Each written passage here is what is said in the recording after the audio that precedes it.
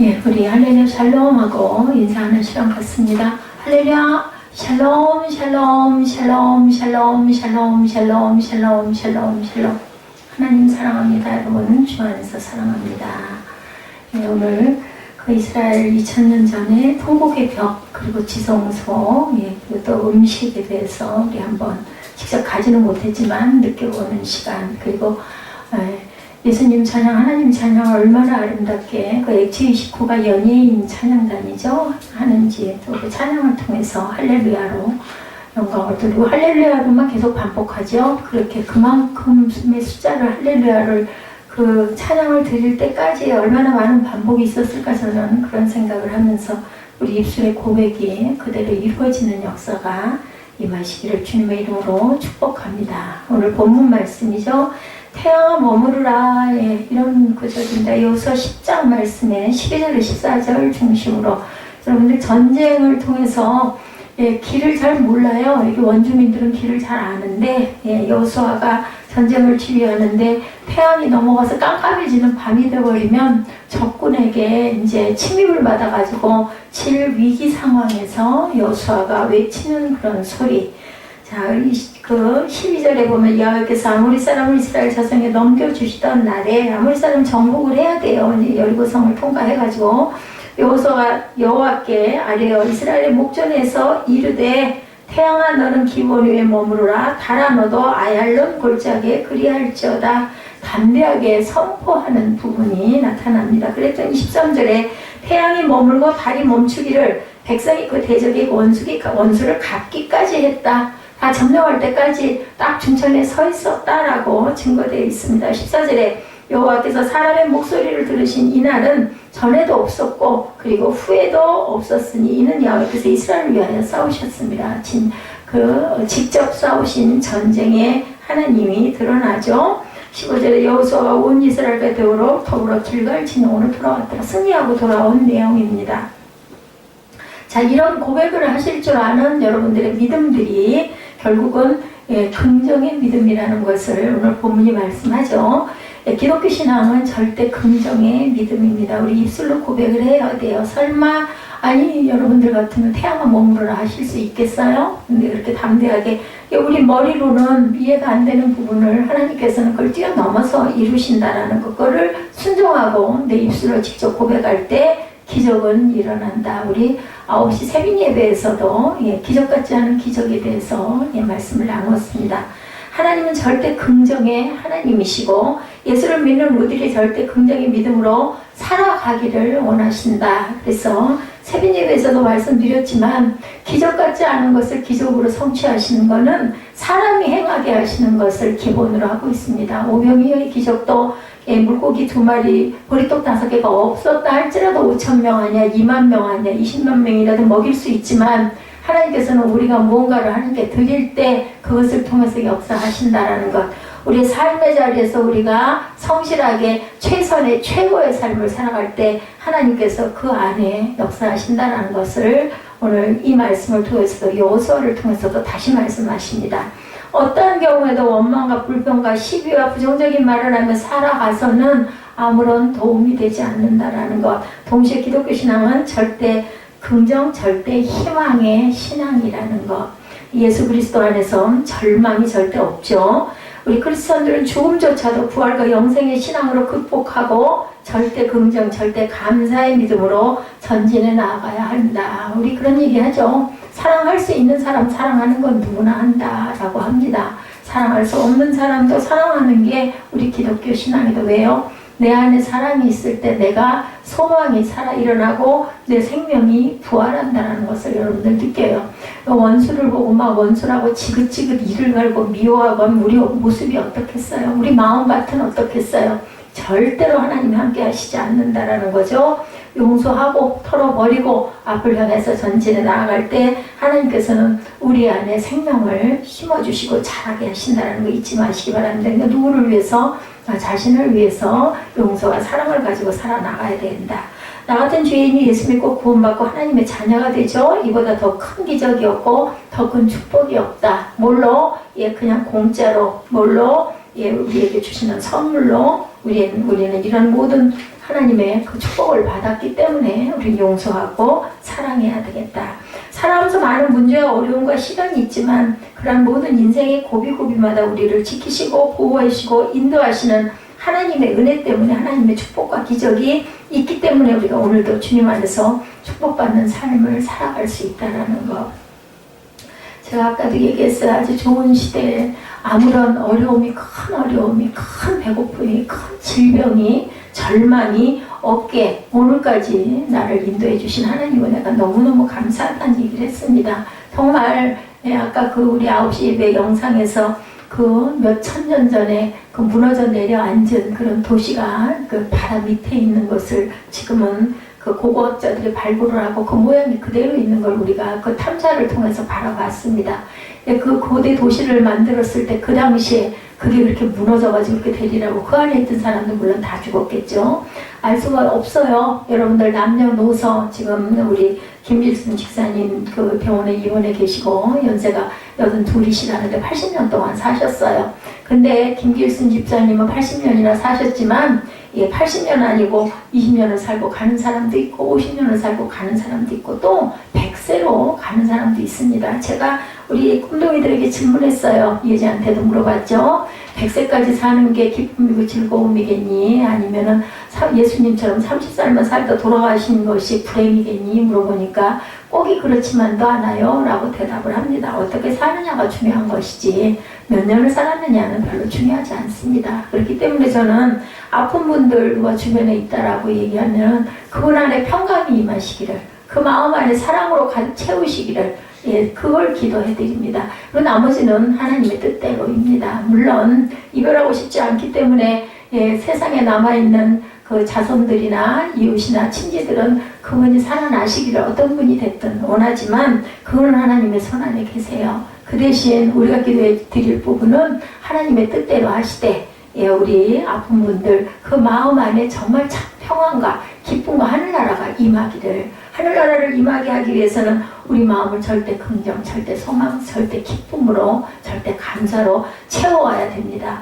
우리가 내일 일이, 오늘 지금 이후의 일이 어떻게 될지 우리는 아무도 몰라요. 그렇기 때문에 우리가 노력해야 할 것은 우리가 있는 자리에서 절대 긍정과 절대 소망과 부활과 영생의 삶을 바라보는 소망을 품는 마음밭들을 만들어 가시는 것이 저는 가장 중요하다고 그렇게 생각을 합니다.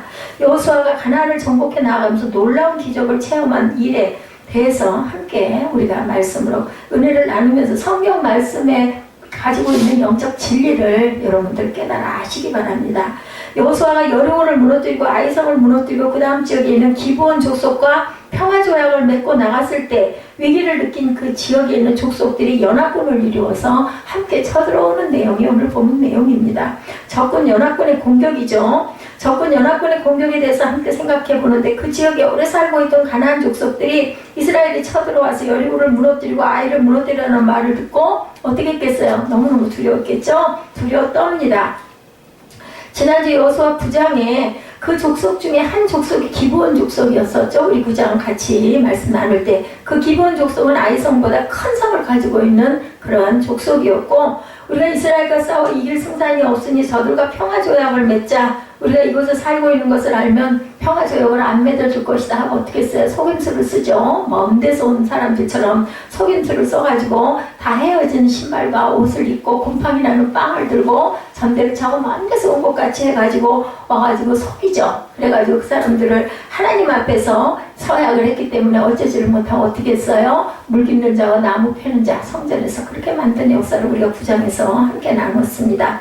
자, 우리는 이스라엘과 싸울 아무런 희망이 없습니다. 의향이 없습니다. 이렇게 얘기했어요. 그래서 평화조약을 맺어놓은 이 기브온 족속과 조약을 맺고 나서 얼마 있지 않아서 기브온 족속이 그 지역에 있는 족속임을 알게 되죠. 그 이웃임을 압니다. 여호수아 9장 16절입니다. 그들과 조약을 맺은 후 사흘이 지나서야 그들이 이곳에서 자기들 중에 거주하는 자들이라 함을 들으니라. 거기서부터 여러분들 쭉 발췌해 보시면 좋을 것 같습니다. 여호수아가 기도하고 하나님의 음성을 듣고 결정했어야 됐는데 아이성에 이어서 또 한 번 실수를 한 거예요. 아이성은 너무 작은 성이었기 때문에. 여리고성은 어떤 성? 난공불락. 절대로 그 성을 점령할 수 없는 아주 그렇게 기가 막힌 성을 점령하고 나니까 이제 조그만 귀퉁에 붙어있는 성은 아무것도 아니다라고 그냥 여기고 기도하지 않고 그냥 3,000명만 올려보냈다가 결국은 죽고 도망오는 역사를 아이성에서 겪게 되죠. 그러고 보니 이유가 뭐였느냐, 그죠? 나단이라는 사람이 그 옷을 외투를 숨긴 그런 사건이 일어나는 것을 우리가 알게 됩니다. 그래서 그들을 아골곡작에 다 파묻죠. 파묻고 나서 그 다음에 아이성이 승리하는 그런 아간이었나요? 역사가 일어나죠. 그래서 기브온 족속은 그들과 함께 살면서 나무를 패고 물을 기는 일을 담당하죠. 그런데 이 소식이 그 지역에 퍼지게 되자 그 지역에 살고 있던 왕들이 두려워 떱니다. 예루살렘 성의 왕인 아도니세덱이 이제 기브온까지 넘어갔으니 우리가 넘어가는 것은 순식간이다. 그 다음 성은 얼마나 두려웠겠어요. 또 이제 우리 성도 침범해 오겠네. 이 염려가 된 거예요. 우리 연합군을 만들어서 그들을 공격해서 우리 혼자는 안 되니까 함께 연합군을 만들자. 여호수아 10장 1, 2절에서 설명하고 있죠. 여호수아 10장 1, 2절 보니까 그때 여호수아가 아이를 빼앗아 진멸하되 여리고와 그 왕에게 행한 것 같이 아이와 그 왕에게 행한 것과 또 기브온 주민이 이스라엘과 화친하여 그 중에 있다함을 예루살렘 왕 아도니세덱이 듣고 2절에 크게 두려워하였으니 이는 기브온은 왕도와 같은 큰 성이며 아이보다 크고 그 사람들은 다 강합니다. 예루살렘 왕 아도세덱이 헤브론 왕 호함과 야르무드 왕 비람과 라기스 왕 야비아와 에글로 왕 드빌에게 보내어 이르되 내게로 올라와 나를 도우라. 우리가 기브온을 치자. 이는 기브온이 여호수아와 이스라엘 자손과 더불어 화친하였습니다. 이렇게 성경 연합군을 맺었다라는 부분이 나타납니다. 10절에서 10장 3절에서 5절까지 제가 여러분들에게 말씀을 드렸어요. 5절에 아모리 족속의 5 왕들 곧 예루살렘 왕과 헤브론 왕과 야르무드 왕과 라기스 왕과 에글론 왕이 함께 모여 자기들이 모든 군대를 거느리고 올라와 기브온에 대진하고 싸우니라. 연합해서 싸웠다는 내용이 나타나죠. 우리 함께 힘을 합하자. 그리고 기브온을 무너뜨리자. 이게 제목이었습니다.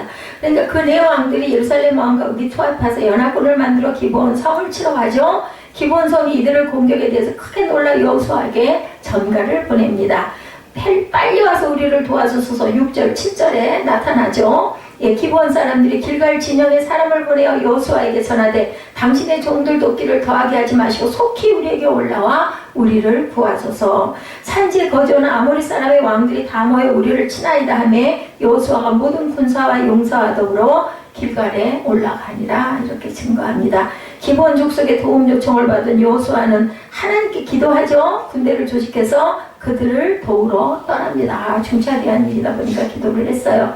때때로 우리가 살아가는 동안 악한 원수마귀가 이렇게 연합군을 만들어서 우리를 둘러싸고 가진 공격을 다 해올 때가 여러분들 우리 생활 가운데 있다. 우리나라가 6.25 이후에 전쟁이 없었습니다.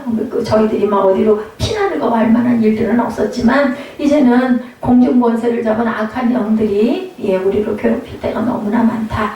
자녀들이 많은 집에 애가 하나만 아프면 다들 아파요. 감기 특히 그렇죠. 질병 걸리면 3일 졸려면 밖에 나가.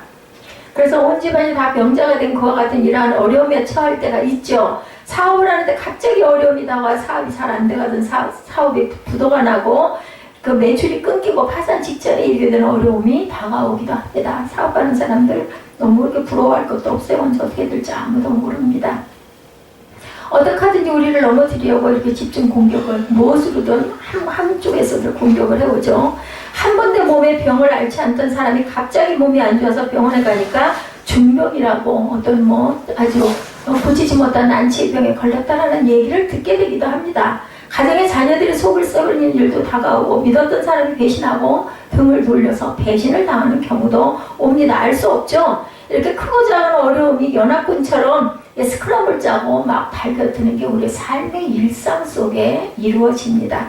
절대 우리는 이런 문제를 만났을 때 어려움을 당할 때 중요한 것 두려워하거나 낙심하지 말아야 되겠다. 왜요? 만군의 야훼 우리 하나님을 믿고 의지하고 바라보는 믿음을 가지고 살아가야 된다. 우리가 항상 모를 저항력을 가지고 길고 가기 위해서 우리 예방주사 맞죠? 그리고 좋은 음식이라는 음식 찾아서 드시고 규칙적인 생활하려고 애쓰시고 운동하시고 그리고 또한 좋은 영상도 열심히 보시고 물론 직장생활도 아니면 각자 주부는 주부대로 위치 학생은 학생회에서 자기 공부를 다 하지만 그 외에 여러 가지들을 하는 이유는 이런 것에서 우리가 노임을 받기 위해서 최선의 노력을 다합니다. 제가 수행생활 다니면서 느끼는 게 뭐냐면 왜 그렇게 챙기고 해야 될 건 많고 그죠?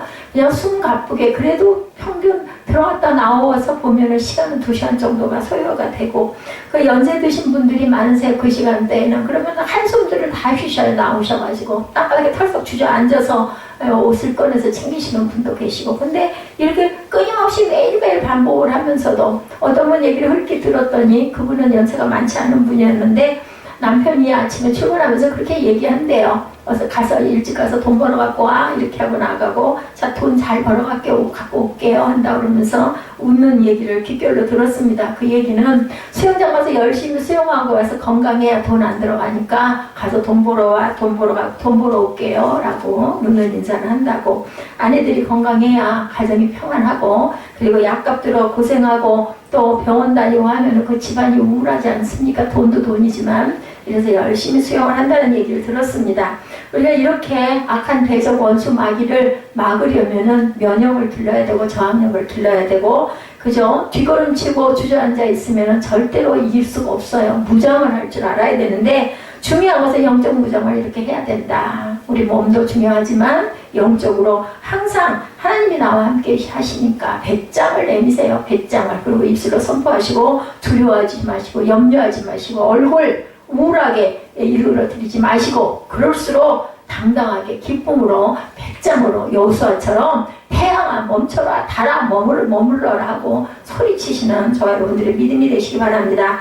한평생 우리와 함께 하시고 우리를 도우시고 우리에게 다가오시는 모든 대적을 물리쳐 주시고 주님의 은혜로 승리하게 만들어 주신다는 걸 굳게 믿고 나아가시기 바랍니다. 주님께서 우리에게 말씀하시죠. 이사야 43장 1, 2절입니다. 야곱아 너를 창조하신 야훼께서 지금 말씀하시느니라. 이스라엘아 너를 지으신 이가 말씀하시느니라. 너는 두려워하지 말라. 내가 너를 구속하였고 내가 너를 지명하여 불렀나니 너는 내 것이라. 내가 물가운데로 지날 때 내가 너와 함께 할 것이라. 강을 건널 때 물이 너를 침몰하지 못할 것이며 내가 불 가운데로 지날 때도 타지 아니할 것이요 불꽃이 너를 사르지 못하리니. 누가 그랬어요? 다니엘이 그랬죠? 불 가운데서도 태우지 않고 사자굴에서도 다니엘 친구들이죠. 사자굴에서도 턱도 안 다치고 구원 밑에서 올라오는 역사. 뭐 때문에? 믿음의 선포 그리고 하나님 보시기에 온전한 모습 입술의 고백 그리고 기도였습니다.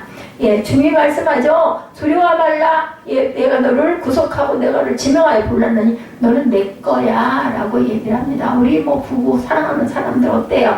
예, 당신 누구 거? 내 거. 너는 내 거, 나는 네 거 이렇게 얘기하는데 그럼 뭐 해요? 열심히 보호해 주죠. 먹을 거 하나 있으면 반쪽 나눠서 입에다 넣어주고 그죠? 가진 거 있으면 아까워하지 않고 다 내줍니다. 그리고 어려운 가운데 있을 때는 안아주고 건너주고 업어주고 예, 이러죠. 하물며 하나님이 저와 여러분을 모시고 너는 내 거라고 인을 다 쳐놓으셨어요. 그러니까 우리는 원수 마귀를 대적하고 항상 입술로 선포하고 고백해야 되고 두려워 떨거나 뒤로 물러가지 말아야겠다. 너무 잘 알아요. 사탄들은 이거 두려워하고 겁내고 벌써 움츠려 들면 너 잘 걸렸다. 그리고 예 달겨들죠. 이런 것에서 우리가 노임받기 위해서는 항상 주님의 나를 붙들고 도우신다는 걸 절대 잊지 말고 입술로 고백해라. 두 번째 도우시는 하나님의 은혜를 체험하는 그러한 믿음 신앙이 돼야 되겠다. 뭐 입술로만 그냥 맨날 고백하고 그대로이면 어떻겠어요? 아까 우리 그 마커스 티를 입으셨더라고요. 아까 우리 그 성령의 선하신 능력으로 그 찬양하였던 그 찬양 선교사님 보니까 성령의 능력으로 일어나라고 찬양을 아주 그냥 아름다운 찬양을 힘차게 씩씩하게 모든 사람들이 눈물을 흘리면서 찬양하죠. 예, 그 은혜를 체험해도 바로 그 예배가 끝난 다음에 문 밖에 나서면 내게 있는 염려와 고민과 근심과 앞에 절망의 여러 가지의 그 검은 구름들이 누구에게나 다 색깔은 다르지만 있습니다. 근데 선한 능력이 나를 일으켜 세우는 거예요. 그 힘이 솟는 거예요. 아, 내가 이걸 타개하고 나가야 되겠다라는 그러한 용기가 솟는다라는 이야기를 제가 아까 말씀을 드렸습니다. 여호수아가 길갈에서 군대를 이끌고 기브온으로 가죠. 거리가 약 35km 지점된 거리입니다. 기브온은 해발 1800m가 넘는 산악지대에 위치하고 있습니다. 기브온에 연락을 받고 그 밤에 높은 산악지대를 35km 떨어진 지역을 가서 기브온에 도착을 합니다. 10장 9절이죠. 여호수아가 길갈에서 밤새도록 올라가 갑자기 그들에게 이르니 이렇게 얘기하고 있습니다. 우리가 절망의 밤에 낙심하여 염려하여 근심하여 걱정하고 있을 때 주님이 우리를 도우러 오신다라는 거죠. 우리가 손 놓고 앉아 염려만 하고 있어서는 안 되고 뭐 해야 돼요? 도움을 요청해야 돼요. 요청의 방법 아시죠? 기도입니다. 엎드려 기도하죠. 주여 우리를 불쌍히 여기고 우리를 이 절망에서 건져 주옵소서. 이렇게 기도하죠. 9절에 여호수아가 길갈에서 밤새도록 올라가 갑자기 그들에게 이르니 여호와께서 그들을 이스라엘 앞에서 패하게 하심으로 여호수아가 그들을 기브온에서 크게 살육하고 베드론에 올라가는 비탈에서 추격하여 아세다와 막게다까지 이르니라. 그들이 이스라엘 앞에서 도망하여 베드론의 비탈에서 내려갈 때 여호와께서 하늘에서 큰 우박덩어리를 아스가에 이르기까지 내리심에 그들이 죽었으니 이스라엘 자손의 칼에 죽은 자보다 우박이 죽은 자가 다 우박으로 이제 두들겨 패서 이렇게 돌아가게 하죠. 자, 내가 있는 문제 하나도 해결되지 않고 몸은 점점 더 아프고 그죠? 아무리 부르짖어도 그런 깊은 절망의 밤을 우리가 맞이할 때도 있습니다. 그러나 기억해야 될 것은 밤이 깊으면 새벽은 당연히 밝아온다라는 거, 그 시련을, 그 고비를, 그 우리를 흔드는 그러한 그 의혹, 의심, 그리고 그 검은 구름덩이를 우리는 그럴지라도 젖히고 견디고 일어날 줄 알아야 되겠다. 새벽은 분명히 옵니다. 그 밤에 주님이 우리를 도우시고 그 도움의 손길을 펼치고 계신다는 것을 믿고 가야 된다는 거죠. 기본이 절망에 떨며 문제 어려운 가운데 이제는 우리가 피할 수밖에 없다고 하는 그러한 패배의식의 밤을 지새고 있을 때 하나님이 도움의 손길을 보내서 그들에게 동이 틀 때 그들을 절망에서 건져주시죠. 그러므로 우리에게 있어 이 절망의 밤은 희망의 새벽이 다가오는 준비 과정이라는 것을 알아야 되겠다. 우박덩어리를 떨어뜨리죠. 그래서 절망은 희망을 내게 가는 하나의 과정일 뿐이라는 것을 잊지 마셔야 되겠다. 낙심하지 말고 포기하지 말고 물러서지 말아라.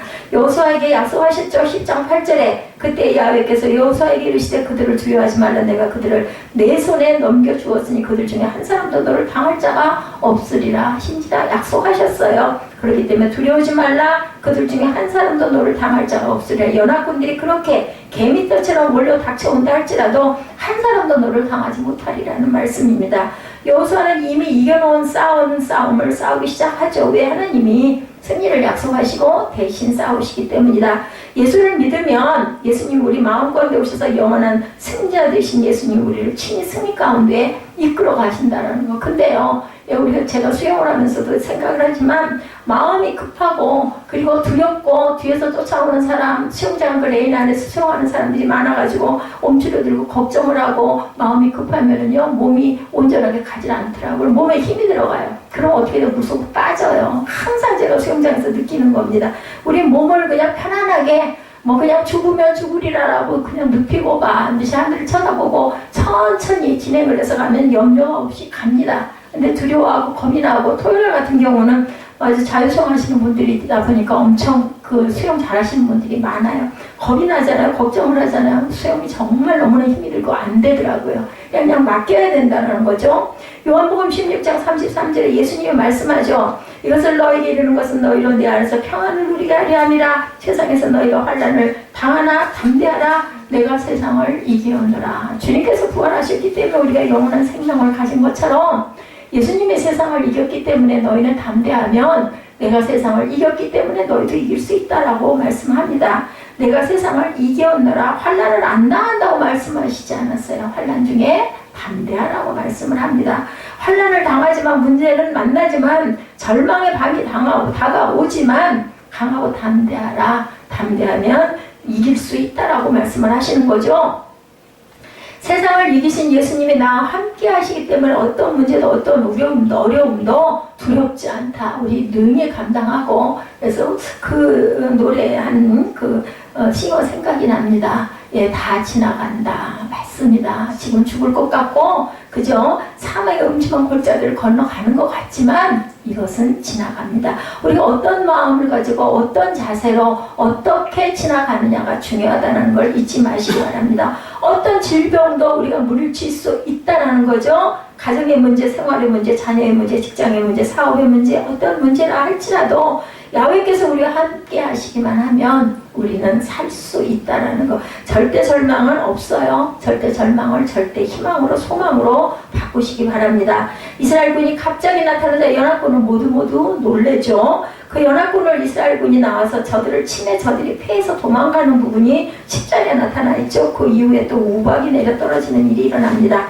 야훼께서 그들을 이스라엘 앞에서 패하게 하심으로 여호수아가 그들을 기브온에서 크게 살육하고 베드론에 올라가는 비탈에서 추격하여 아세가와 막대가까지 이르니라. 그런데 그들이 도망하는 중에 하나님께서 우박을 내리셔가지고 우박이 맞아 죽은 사람이 이스라엘의 칼에 죽은 사람보다 많았다. 11절이죠.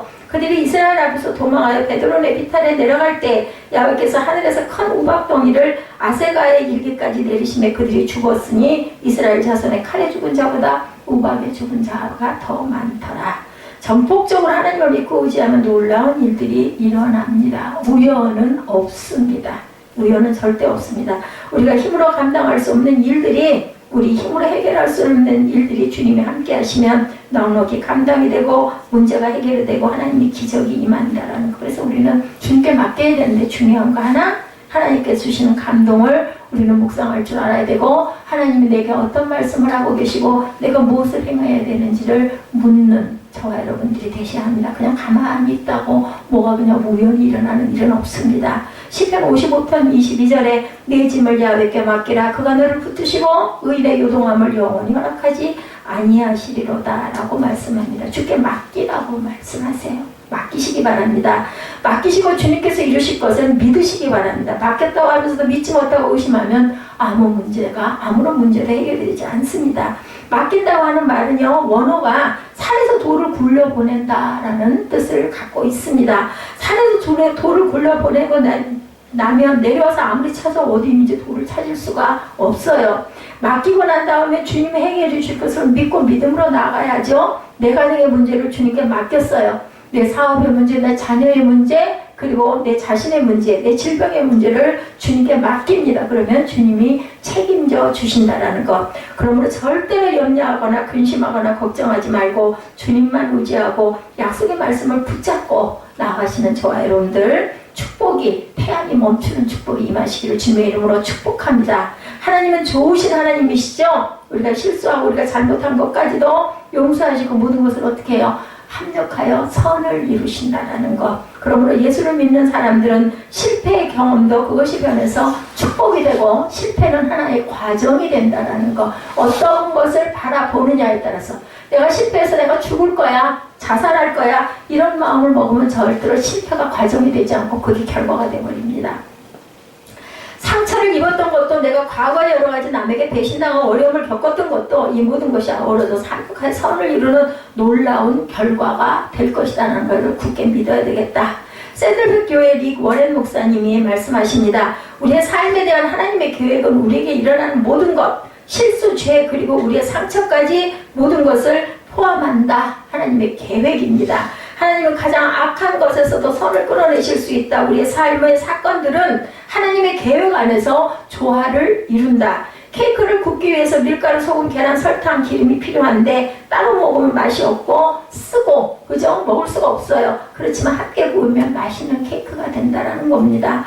우리의 모든 불쾌한 경험들을 하나님께 맡기면 그분은 그것을 엮어서 선으로 만들어 주신다. 그 재료들이 어떻게 누구의 손에 섞이느냐에 따라서 맛있는 음식이 되기도 하고 못 먹는 것이 될 수도 있고 또한 우리에게 독이 될 수도 있다라는 거죠. 하나님께서 모든 것이 합력하여 선을 이루어 만들어 주신다는 걸 우리가 믿고 가야 된다. 그래서 그것을 세 번째로 믿음으로 선포하시기 바랍니다. 우리는 도우신 하나님을 믿고 의지하고 날마다 믿음으로 기적을 선포하며 하나님의 은혜를 선포하며 앞으로 제가 아까 135장 앞으로 그 찬송을 했어요. 우리는 한 발씩 한 걸음씩 앞으로 나아가셔야 됩니다. 제가 오늘 찬양이 조금 아마 우리 에스더 전도사님 왜 오늘 목사님이 찬양을 이런 찬양만 고르셨을까 했을지 모르겠어요. 느끼시는 분은 느끼셨을 거예요. 왜냐하면 찬양 경배 들어가면 경쾌하고 힘나고 기뻐지고 밝아지는 찬양을 많이 하는데 오늘은 그렇게 하지 않았습니다. 왜 박길순 집사님 생각하고 우리가 매번 그럴 수는 없지만 제 마음에 그런 마음이 와서 하나님께 기도하는 찬양을 위주로 찬양을 드렸습니다. 마음을 하나님이 감찰하셔요. 우리가 뭐 매끄럽게 예배 진행을 잘하고 말씀이 얼마나 기가 막히게 선포되고 그게 중요한 게 아니라 한 영혼을 불쌍히 여겨주시옵소서. 모릅니다. 저는 그 집사님이 회복이 되셔서 앞으로 10년 이상을 더 사실지 아니면 돌아가실지 그것을 아는 사람은 아무도 없습니다. 다만 우리 마음에 오는 영으로 우리가 열심히 그분을 향해서 마음을 품고 기도해 드리는 것밖에 우리는 할 수가 없어요. 뭐 입술로 뭐 아이고 염려 걱정 하지 마세요. 금방 회복되실 것입니다. 아이고 어떻게 해야 마음이 통하시겠습니까? 뭐 얼마든지 얘기할 수 있지만 그것보다는 우리가 11시 대예배 찬양과 경배를 그분을 위해서 드린다라는 마음으로 제가 오늘 찬양을 골랐습니다. 하나님은 지금도 믿음의 사람을 찾고 계십니다. 아까 9시 예배에 제가 예지하고 사무엘에게 그런 얘기를 했습니다. 너희들이 헌금 봉투에다 헌금을 넣을 때 1,000원을 넣기도 하고 10,000원을 넣기도 하지만 어떤 마음으로 넣느냐에 따라서 그것이 보화가 되기도 하고 하나님께서 받지 않으시는 예물이 될 수도 있다. 아깝고 요거 가지고 내가 뭐를 할 텐데 교회다 이거 목사님 미워 죽겠는데 내가 이걸 내야 돼? 이런 마음을 가지고 내면 아무 소용이 없다. 어차피 낼 거 이것이 어디에 쓰이든 하나님 영광 받으시옵소서 하는 마음으로 우리가 헌금을 심어야 되기 때문에 너희들에게 내가 이걸 계속해서 너희들을 훈련을 시키는 거라는 이야기를 했습니다. 여러분들 그런 마음밭들이 되시기를 바랍니다. 믿음의 사람을 찾고 그 믿음의 사람을 통해서 역사하시는 하나님은요 세상에 우리를 살게 하셨기 때문에 사람을 통해서 역사하십니다. 사람을 통해서 누구에게 무엇을 주기도 하고 받게 하기도 하고 고치게도 하고 소망도 품게 하고 기쁨도 갖게 하고 감사도 갖게 하는 게 통로가 바로 우리 주변의 이웃이고 내 가족이고 내 부모고 그리고 내가 사랑하고 내가 존경하는 그러한 이웃들이라는 것을 절대로 잊지 마시고 이 모든 사람은 하물며 심지어는 악한 사람 한 사람까지 누가 하나님께서 만드셨습니다. 그래서 그 악한 사람까지도 위해서 우리가 긍휼로 품고 기도해 줘야 된다. 절대로 미워하거나 그 사람의 안에 있는 죄, 잘못 우리 죄가 많습니다. 허물이 많습니다. 그럴 때는 그 안에 있는 허물과 죄만 그것만 끄집어내서 우리 병원에 가면 수술할 때 그 자리 마취시켜가지고 거기 짜내고 거기 수술해서 다 꼬매지 그 사람 미워하지 않잖아요. 그 병을 미워해서 깨끗이 아주 조금도 찌꺼기가 나오면 또 발병을 하니까 우리가 그런 마음을 품고 기도해 줘야 되겠다. 왜냐하면 하나님 기다리고 계시잖아요. 생명을 지으신 분은 하나님이시기 때문에 누구도 악한 자나 선한 자나 모두 다 하나님의 자녀들이에요. 근데 그걸 깨달은 자는 구원을 해서 영생의 생명을 주고 끝까지 깨달지 못하고 가게 되면은 사망으로 가게 한다. 한보 사장님이 돌아가셨어요. 4월 26일, 27일인가요? 예, 금요일날 예, 돌아가셨다 하더라고요. 그분이 예수를 늦게 믿으셨어요. 기독교를 믿은 게 아니라 그 성당을 다니게 됐는데 알고 보니까 동생이 성당을 오래 다녔더라고요. 성당을 가서 얼마 안 돼가지고 암이 발생이 된 걸 알아가지고 수술도 못하고 그 최장암 3기에 발견이 돼가지고 항암 치료를 하다 돌아가셨고 그분을 위해서 제가 교회가 세워지고 나서 제일 먼저 기도한 분 중에 한 분이 바로 그분입니다. 뭐 나를 통해서 꼭 역사하지 않았더라도 항상 기도하는 마음 안에 그분이 아주 굉장히 열심히 불심이 지독했던 분이고 가장 절에 가가지고 불공을 들고 어머니 때부터 그랬던 분이에요. 저는 그분에게 다른 얘기 하지 않았어요. 그 병원 중에 있을 때도 항암 치료가 얼마나 어렵습니까? 그때도 제가 항상 얘기한 게 마음 안에 하나님을 품으세요. 하나님의 마음을 품으세요. 그게 가장 우리 한보 사장님 앞으로 천국 가는데 소망에 가장 귀하게 아니 내가 뭐를 바라보고 있는지 그걸 따라가잖아요. 우리는 그럼 우리 죽은 영이 어디로 가겠습니까? 하늘나라의 소망을 바라보고 하나님의 말씀 속에서 살기를 노력하고 내 마음에 있는 더럽고 악한 것들 다 비우고 그것을 하나님의 나라로 자꾸 채워갈 때 하나님의 나라로 채워갈 때 우리는 그냥 저절로 하나님의 나라로 아마 향해서 날아가리라고 저는 그런 감동이 오래전부터 왔습니다. 그래서 항상 전 막 누구 미워가지고 욕할 때 있어요. 예, 배우자, 예, 아주 그냥 그 부분이 막 사무쳐가지고 그러고 나서 늘 하는 기도는 내 입술에서 이런 말이 나지 않도록 속에서 악한 거, 더러운 거, 추한 것들을 제하여 주옵소서 하는 기도만 열심히 합니다. 아픈 분들에게 낫는 것도 중요하지만 아니 나오면 또 안 아파요? 또 아프죠? 연세 드셨어요? 그러면 그분 잠깐 고쳐서 다시 나오시면 기쁘고 좋죠. 근데 어차피 언젠간 가셔요. 중요한 것은 마음밭을 하나님의 영으로 채워가는 것이 너무너무 중요합니다. 그것을 위해서 기도해 주시기 바랍니다. 내가 주님을 사랑합니다. 내가 주님을 의지합니다. 나는 주님께서 나의 피할 바위십니다. 반석이십니다. 나는 아무것도 아닙니다. 여러분들 사계절 아시잖아요. 봄이 지나면 이제 더워지지 않습니까? 제가 오늘 에어컨을 처음으로 좀 틀었습니다. 근데 압니다. 여름도 그러고 나면 또 가을이 오고 겨울이 오고 뭐 계절은 그렇게 가죠. 이제 또 모기가 극성을 떨 철이 돌아와요. 이거 다 알아요. 알면서 여러분들 그래서 사시다가 가시는 곳은 모르세요? 어떤 사장님이 그랬다면요. 살다가 죽으면 그뿐이지 뭐. 아이 그러면 좋죠. 살다가 죽으면 뭐 우리가 예배드릴 필요가 뭐 있고 선한 일을 할 필요가 뭐 있어요. 잘 먹고 잘 살고 재밌고 기쁘게 느끼다가 어느 순간 죽든 뭐 50년 후에 죽든 10년 후에 죽든 내일 죽든 후회 없이 그냥 살다가 가면 되지. 뭐 효도는 뭐하러 하세요? 효도하지 마세요. 아니 살다 죽으면 그뿐이고 그 집덩이 같은 부모를 뭘 효도를 하고 그걸 애통해 합니까? 근데 우리는 그렇지가 않은 생명들이잖아요. 우리를 지으신 분, 우리를 낳아주신 분도 귀하지만 우리를 지으신 분이 있으니까 내 부모가 있지 않겠습니까? 하늘나라에다 소망을 두시고 의지하셨을 때 우리가 불가능했던 것들도 기적으로 일어난다는 거. 저 보세요. 수영장 가가지고 배영 잘해요. 생각도 못했던 일이죠. 1년 전에는. 그래서 연합군을 쳐서 물리치고 막 밀고 나가는데 조금만 더 저들이 치고 나가면 완전히 전멸할 텐데 글쎄 해가 중천에 떴다가 기울어지는 거예요. 금방 밤이 오지 않겠습니까? 이제 여기가 깜깜해졌다가는 연합군들이 기습 공격을 해오면 꼼짝없이 당할 수밖에 없어요. 지형도 설고 이스라엘 민족들은 지금 아직 그 나라에 사는 사람들이 아니기 때문에 그 땅에 거주하는 사람들이 얼마나 밝겠어요. 이게 해가 져가지고 싸움을 전쟁을 더 할 수 없을 만큼 깜깜해지면 이제 죽을 수밖에 없는 상황. 꼼짝을 못하게 생겼어요. 해가 지는 걸 누가 잡겠어요. 해가 지면 전쟁이 멈춰져야 되고 다시 해가 뜰 때를 기다려야 되는데 이 5 연합군들이 다시 밤에 전열을 가다놓고 공격해오면 전쟁이 길어지고 피해도 커지고 이길 승산이 없어요. 그러니까 여호수아가 담대하게 외치죠. 12절에서 태양이 떠오르니까 태양아 멈춰라. 달이 떠오르니까 달아 멈춰라.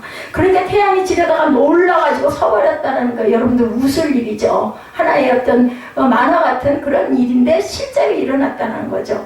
야훼께서 아모리 사람을 이스라엘 자손에게 넘겨주시던 날에 여호수아가 야훼께 하려 이스라엘의 목전에서 이르되 태양아 너는 기브온 위에 머무르라. 달아 너도 아얄론 골짜기에 그러할지어다 하네. 하나님께 아뢰는 그러한 담대한 믿음을 가지고 외쳤다. 믿음이 없으니까 외치겠어요?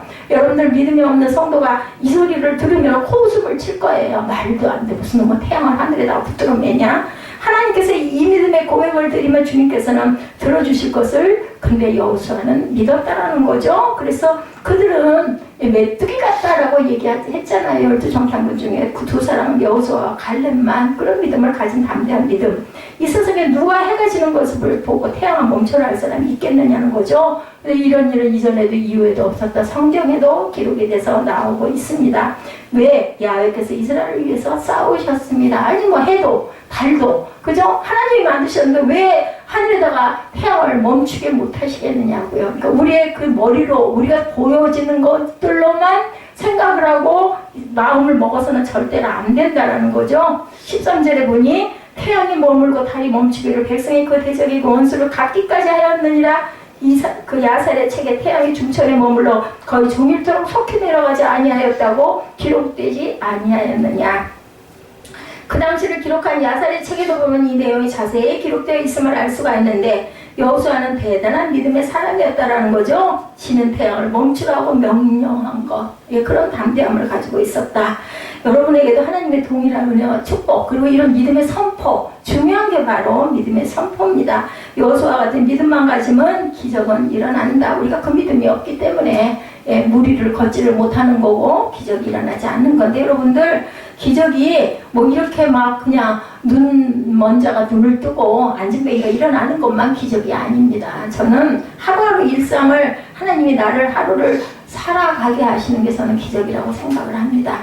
간장중지 같은 믿음을 가지고 밤낮 흔들리지 말아야 되겠죠? 믿음이 크통 이원이면 여러분들 뭐 누가 준다고 그러면 여러분들 조그만 거 갖고 가서 달라고 하세요. 그것도 이원이면서 넉넉한 봉지 갖고 가시잖아요. 조금을 받아오더라도 답답하지 않게 큰 믿음 지니시기 바랍니다. 손해 날 거 없어요. 큰 믿음 가지고 크게 선포한다고 해서 뭐 손해가 납니까? 이왕이면 큰 믿음으로 선포하고 기적을 체험하고 또 체험하며 살아가는 기적의 일생을 살아가셔서 그게 뭐가 되겠어요? 주변에 전도가 되고 선교가 된다는 거죠. 예수님의 제자들과 함께 갈릴리 바다를 지날 때 풍랑이 일죠. 제자들이 그 풍랑 속에서 배를 저어보지만 오히려 강풍은 점점 거세지기만 합니다. 그때 예수님은 주무시고 계셨어요. 제자들이 어땠겠어요? 아이고 이상하게 예수님 주무시면 어떻게 일어나세요? 가서 막 깨우죠. 그랬더니 일어나셔서 파도야 잠잠하라, 바다야 잠잠하라. 그 순간 풍랑이 잠잠해지고 갈릴리 바다가 잠잠해집니다. 마태복음 8장 26절이죠. 예수께서 이르시되 어찌하여 무서워하느냐 믿음이 적은 자들아. 예, 이렇게 말씀합니다. 곧 일어나사 바다와 바람과 바다를 꾸짖으시니 잔잔하게 되거늘 어찌하여 무서워하느냐 믿음이 작은 자들아. 우리가 두려워 떨며 염려할 때 주님께서 이렇게 말씀합니다. 어찌하여 너는 불안해하느냐 믿음이 적은 자야 라고 말씀하신다는 것. 절망의 파도야 잠잠하라. 질병의 파도도 잠잠하라. 문제의 파도도 잠잠하라. 평안할지어다. 이렇게 믿음으로 선포할 때 기적은 일어난다는 것. 우리가 질병 만날 수 있습니다. 일찍 돌아갈 수도 있습니다. 누구나 다른 것. 믿음이 있는 자들은 마음에 평안이 임한다라는 거. 아니 뭐 내가 뭐 천국 가면 천국 가서 살고 땅에서 살면 내 가족들 좀 더 보고 살 수 있지만 내 맘대로 될 수 없는 거. 그냥 마음을 비우는 거. 비웠다는 말 잘하잖아요. 이렇게 돼도 할 수 없고 저렇게 돼도 할 수 없고 하나님이 하실 거야. 이런 마음을 지니시기 바랍니다. 마가복음 9장 23절에 예수께서 말씀하시기를 할 수 있거든요. 무슨 말이냐. 믿는 자에게 능치 못함이 없느니라 말씀하죠. 있는 자에게는 능치 못할 일이 없습니다. 연합군처럼 수많은 문제들이 우리들에게 몰려온다 할지라도 믿음으로 선포할 때 한 길로 갔다가 그 사탄과 도적들은 7길로 도망가죠. 우리가 믿음으로 외치십시다. 절망아 질병아 떠나가라 물러가라 해결될지어다 기적이 날마다 일어날지어다 이렇게 선포하시기 바랍니다. 선포기도는 불가능해 보이는 문제나 목표에 대해서 하나님의 초자연적인 개입을 요청하는 담대한 기도죠. 선포기도를 드리면 단순히 저와 여러분의 삶만 변하는 것이 아니라 하나님의 나라의 역사의 한복판으로 우리가 들어가서 일하게 된다는 것. 다니엘이 그 늦은 86세의 나이에도 그저 이스라엘로 돌아가지 않고 뭐 했어요? 민족을 위해서 계속 애굽에서 기도하는 사건을 우리가 다니엘서에서 공부하고 있습니다. 선포기도의 5개 단계 여러분들에게 말씀드리고 말씀을 마칩니다. 첫 번째 하나님의 말씀에 아멘 하고 대답하시기 바랍니다. 두 번째 하나님의 능력에 의지해서 담대히 요청하시기 바랍니다. 말씀으로 그죠?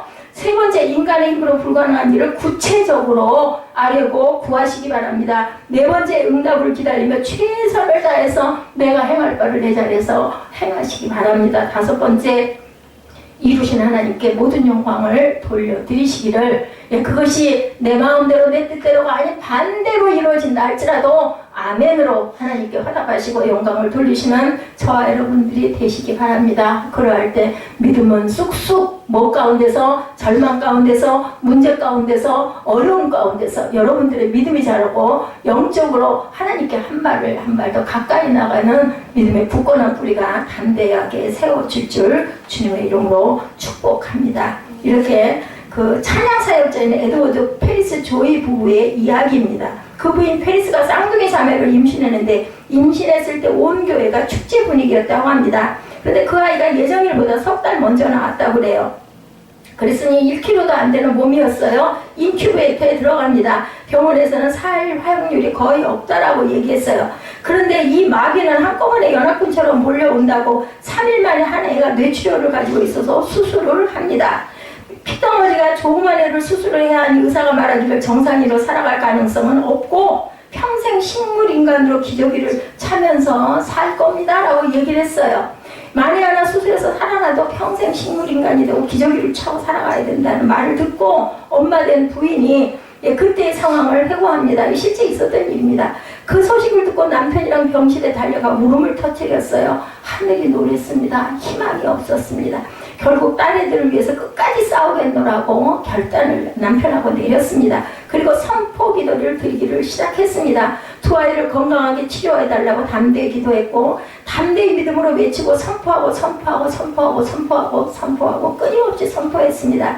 이 쌍둥이 자매는 5번의 수술을 해야 됐고 숨이 멈추거나 심장 박동수가 위험 수치까지 올라간 지가 여러 차례 반복이 됨에도 불구하고도 그걸 보면서도 열심히 선포했다고 그래. 남편 웨이드가 나중에 회고합니다. 얼마나 가슴을 졸였는지 아내와 저는 의사들에게 믿음의 말만 하려고 애썼답니다. 두려움과 불안이 몰려올 때는 미수가 보육기에 붙여놓은 성경 구절을 보며 하나님의 약속을 떠올렸지요. 온 교회가 합심해서 우리와 함께 선포기도를 드릴 때 감동은 지금도 생생합니다. 믿음으로 선포하고 또 선포하고 선포할 때 온 성도들이 함께 믿음으로 선포하고 기도할 때 특별히 메이드가 직접 지은 태양아 멈춰라 라는 그 찬양을 열심히 불렀다고 그래요. 쌍둥이 그 아이를 위해서 그 찬양을 부르고 그리고 CD에 그 수익금을 그걸 CD로 만들어가지고 수익금을 그 치료비를 지불하는데 그것으로 같이 하기를 기도했는데 석 달 만에 아이가 완전히 회복되어 건강한 몸으로 태어나게 됐다고 합니다. 의사와 간호사들은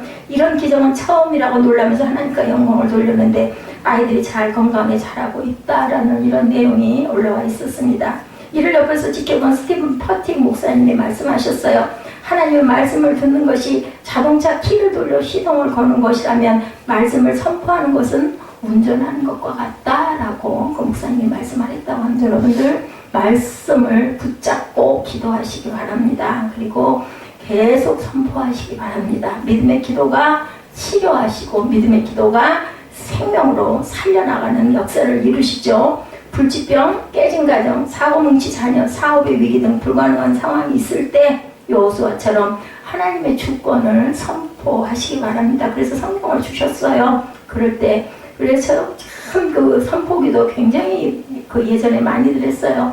흠에 물려 그 세력은 떠나갈지어다. 원수마귀는 떠나갈지어다. 이렇게 선포하죠. 기적은 일어날지어다. 날마다 계속 선포하고 안 믿는 남편 앞에 신발 신고 나갈 때 등 뒤에서 아내가 십자가를 등에다 그리면서 선포를 했더니 그렇게 예수 믿는 아주 귀한 장로가 됐다라는 그런 이야기도 무수히 제가 봅니다. 안 믿는 남편 새벽기도 올 때 신발 갖다 놓고 하는 건 뭐 여러분들 너무나 잘 아시죠? 예, 기적은 여러분들 입술을 통해서 일어나신다라는 거, 여러분의 선포를 통해서 태양도 멈춰진다라는 거, 그 부분의 태양의 멈춤은 여호수아서에 나타난 태양의 멈춤으로만 보시지 말고 악한 원수마귀 사탄마귀가 물러나가는 묶음이 된다는 것을 잊지 않으시는 저와 여러분들 어렵고 절망적일 때 오히려 더 하나님께 가까이 나가시고 기도하시고 결단하시는 선포하시는 절망이 희망의 하나의 지름길이라는 것을 기억하시고 축복의 도구가 된다는 것을 잊지 않으시는 저와 여러분 되시기를 주님의 이름으로 축복합니다. 우리 결단 찬양하시고 축도로 예배를 마치도록 하겠습니다.